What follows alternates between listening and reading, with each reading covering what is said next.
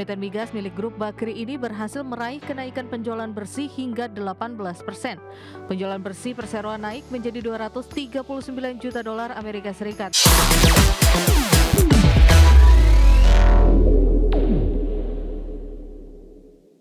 Pemirsa, PT Energi Mega Persada Tbk atau ENRG mencatatkan kinerja keuangan yang mengesankan di semester pertama 2025.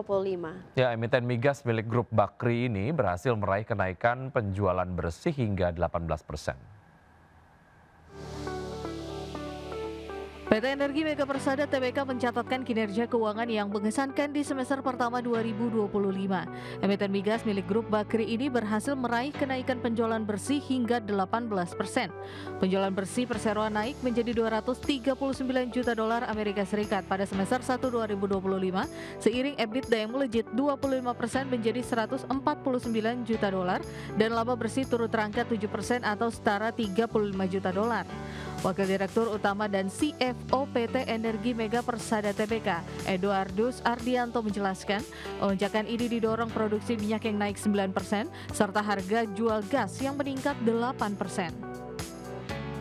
Sementara itu, Direktur Utama dan CEO PT Energi Mega Persada Tbk, Shailendra S. Bakri menyebut, aset Siak dan Kampar di Riau, Sumatera menjadi kontributor utama pertumbuhan produksi minyak perseroan. Sementara tambahan produksi gas dari Blok Sengkang membantu menjaga kinerja gas perusahaan tetap stabil.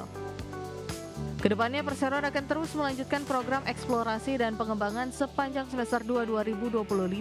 Langkah ini dilakukan untuk mengejar penemuan baru sekaligus mempertahankan produksi migas di tingkat yang optimal.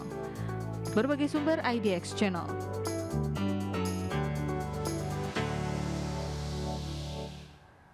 PT Batavia Prosperindo International Tbk mengumumkan akan membagikan dividen interim kepada investor senilai 41,51 miliar rupiah atau setara dengan 4,2 rupiah per lembar saham.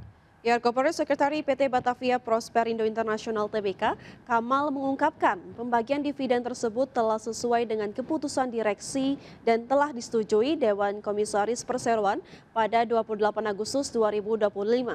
Di mana ditetapkan pembagian dividen interim kepada investor sekitar 52,25% dari laba bersih semester 1 2025. Adapun jadwal pembagian dividen antara lain akhir periode perdagangan saham dengan hak dividen di pasar reguler dan negosiasi pada 10 September 2025. Sementara itu, tanggal daftar pemegang saham yang berhak mendapatkan dividen atau recording date pada 12 September 2025. Sebagai catatan, perseroan berhasil mencetak laba bersih senilai 79,45 miliar rupiah di sepanjang semester 1 2025.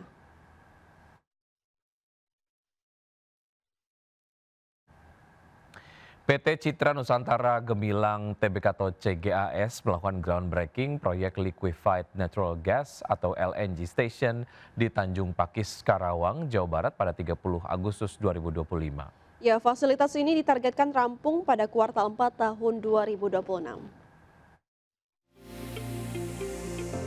PT Citra Nusantara Gemilang Tbk atau CGAS melakukan groundbreaking proyek Liquefied Natural Gas atau LNG Station di Tanjung Pakis, Karawang, Jawa Barat pada 30 Agustus 2025.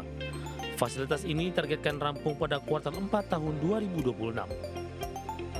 Proyek strategis CGAS ini akan memiliki kapasitas produksi sebesar 1,5 miliar standar cubic feet per day atau MMS CFD dengan sumber gas berasal dari sumur galian 1 yang merupakan sumur gas marginal yang dikelola oleh Pertamina IP. Pembangunan LNG Station ini merupakan bagian dari strategi ekspansi CGAS dalam mendukung percepatan transisi energi bersih. Dengan permintaan LNG domestik yang terus meningkat, CGAS optimistis dengan pembangunan fasilitas anyar ini menjadi pilar pertumbuhan terbaru sekaligus memperkuat portofolio energi bersihnya. Pembangunan ini merupakan salah satu implementasi pemanfaatan dana hasil penawaran umum perdana saham atau Initial Public Offering atau IPO yang dialokasikan untuk pengembangan infrastruktur. Hingga Juni 2025, dana dari IPO telah digunakan untuk pembayaran muka dalam rangka pembelian awal peralatan LNG senilai 67,96 miliar rupiah dan sebesar 17,31 miliar rupiah digunakan sebagai modal kerja. Berbagai sumber IDX Channel. Kembali bersama kami di Market Buzz pemirsa, pemerintah tetap optimis fundamental perekonomian Indonesia mempunyai ketahanan yang solid. Ya, Menteri Koordinator Bidang Perekonomian Erlangga Hartarto menegaskan iklim investasi masih tetap aman meskipun terjadi sentimen dinamika sosial politik di dalam negeri. Optimisme tersebut tercermin dari pertumbuhan ekonomi sebesar 5,12% secara year on year dan kuartal ataupun pada kuartal kedua tahun ini. Serta sejumlah indikator pendukung optimisme tersebut yakni Purchasing Managers Index atau PMI Manufaktur Indonesia yang kembali kepada atau berada di level ekspansif 51,5% pada bulan Agustus setelah sempat melemah di level 49,2% pada bulan Juli. Sementara daya tarik pasar modal Indonesia juga masih terjaga dengan baik dan pemerintah sendiri terus mendorong stimulus untuk meningkatkan daya beli, terutama meningkatnya ataupun menjelang Natal dan Tahun Baru. Jadi fundamental ini menjadi penting karena tentu kita paham bahwa pasar modal ada dua hal penting selain fundamental maupun sentimental, namun ingin ditegaskan bahwa secara fundamental Indonesia mempunyai ketahanan yang solid.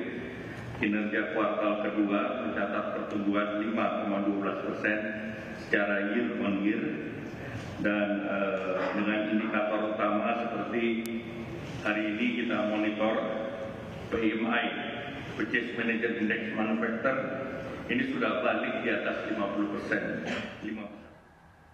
Pemirsa, Badan Pusat Statistik melaporkan surplus neraca perdagangan Indonesia pada Juli 2025 mencapai 4,17 miliar dolar Amerika Serikat, meningkat dibandingkan Juni 2025 sebesar 4,1 miliar dolar Amerika. Badan Pusat Statistik melaporkan surplus neraca perdagangan Indonesia pada Juli 2025 mencapai 4,17 miliar dolar Amerika. Surplus ini tercatat meningkat dibandingkan dengan surplus neraca dagang di bulan Juni 2025 yang sebesar 4,1 miliar dolar Amerika.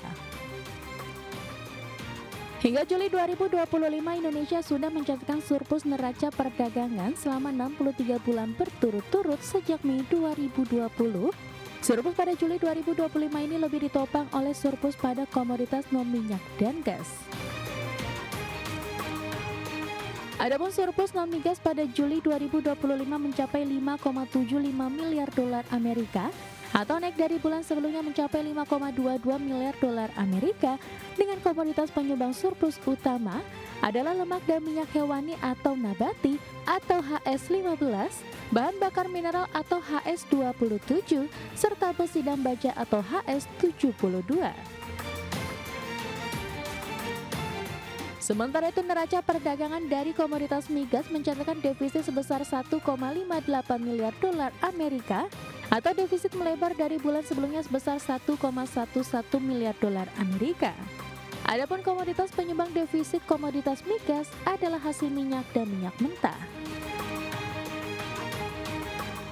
Tim Liputan IDX Channel.